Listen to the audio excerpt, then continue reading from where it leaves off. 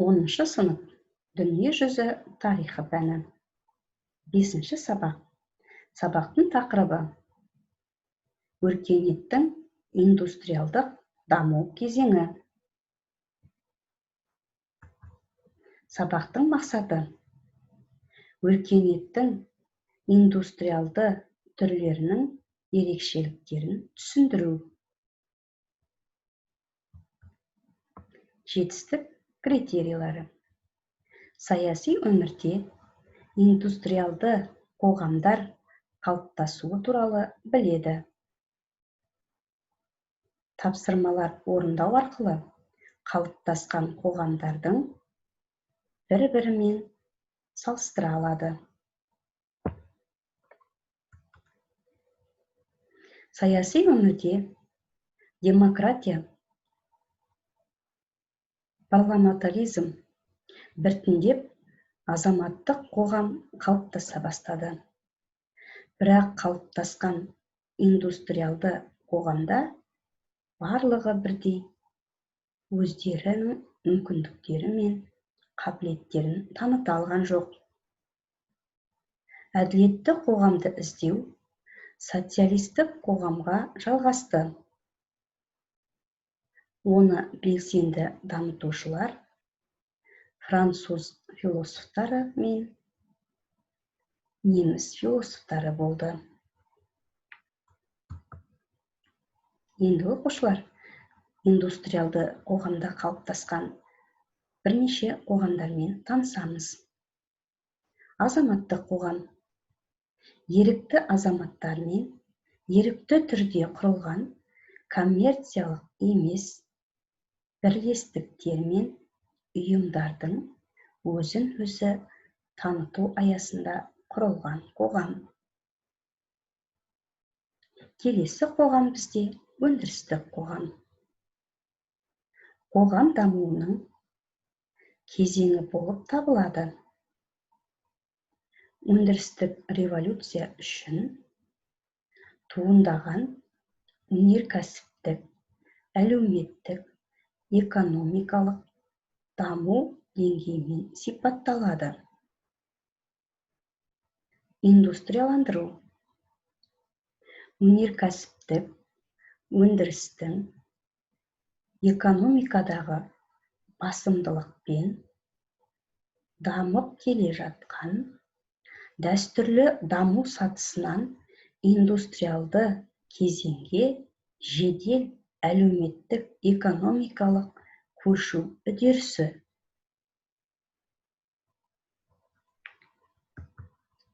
Келесі оқушылар сіздерге әлеуметтік даму салалары төртке бөлінеді.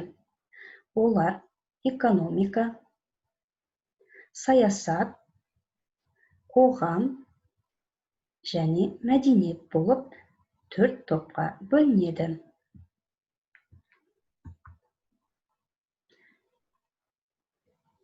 Ғылым мен техника саласында орын алған күрт бетбұрыстар индустриалды қоғамдағы мәдениетке де өз ықпалын тигізді.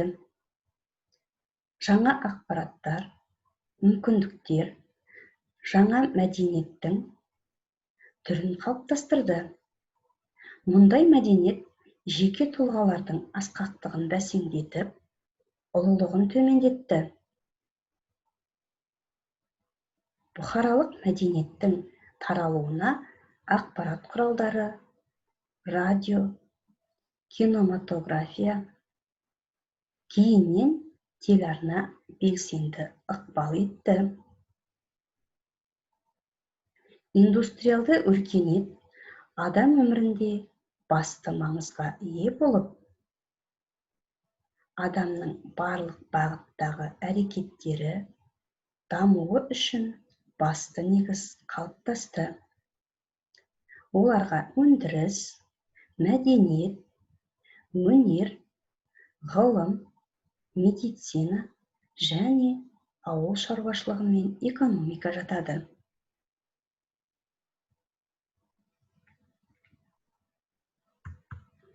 Енді оқушылар, бүгінгі сабағымызды әрі қарай тереңдету мақсатында біз сіздермен тапсырма орындаймыз. Тапсырма мынадай. Кестеде анықталған ұғымдарды анықтамасымен сәйкестендіріңіз. Сіздерге екі бағытты кесте берілген. Бірінші бағытында ұғымдар жазылған, екінші бағытында ол ұғымдардың анықтамасы жазылған. Біз анықтамаларды дұрыс сәйкестендіреміз. Мен анықтамаларды оқимын. Азаматтық, өндірістік, индустрияландыру. Жауаптарын сәйкестендіреміз. Өндірістік өнеркәсіптің экономикадағы басымдылықпен дамып келе жатқан дәстүрлі даму сатысынан индустриалды кезеңге жедел әлеуметтік экономикалық көшу үдерісі. Жауабы ерікті азаматтармен ерікті түрде құрылған коммерциялық емес бірлестіктер мен ұйымдардың өзін-өзі таныту аясында құрылған қоғам. Келесі соңғы жауабы, Б жауабы қоғам дамуының кезеңі болып табылады. Өндірістік революция үшін туындаған өнеркәсіптік, әлеуметтік, экономикалық дамуы деңгейімен сипатталады. Біз дұрыс жауапты анықтамалар мен ұғымдарды сәйкестендіреміз. Тапсырманың соңғы жағында бізге үш жақты дұрыс жауапты белгілейтін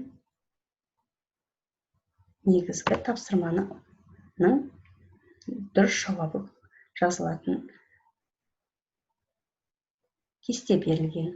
Дұрыс жауабын кестеге апарып сәйкестендіріп жазамыз. Тапсырманы мұқият орындаймыз.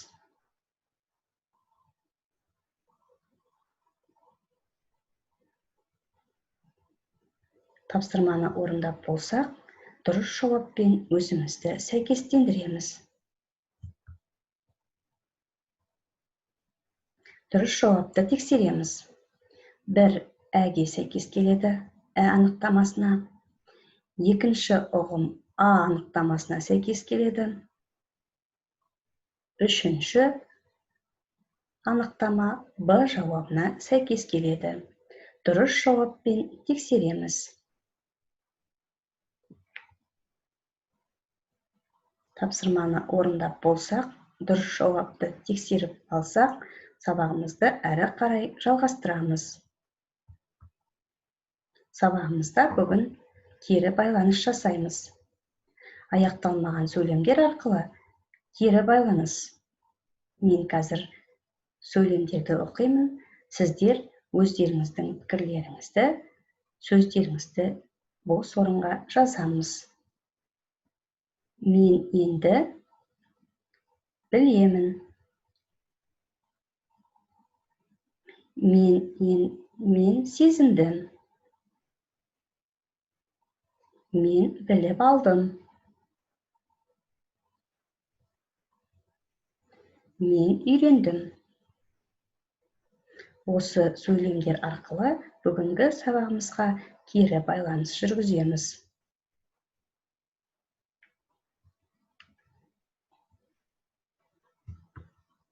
Кері байланыс жасақ болсақ, үйге тапсырма аламыз.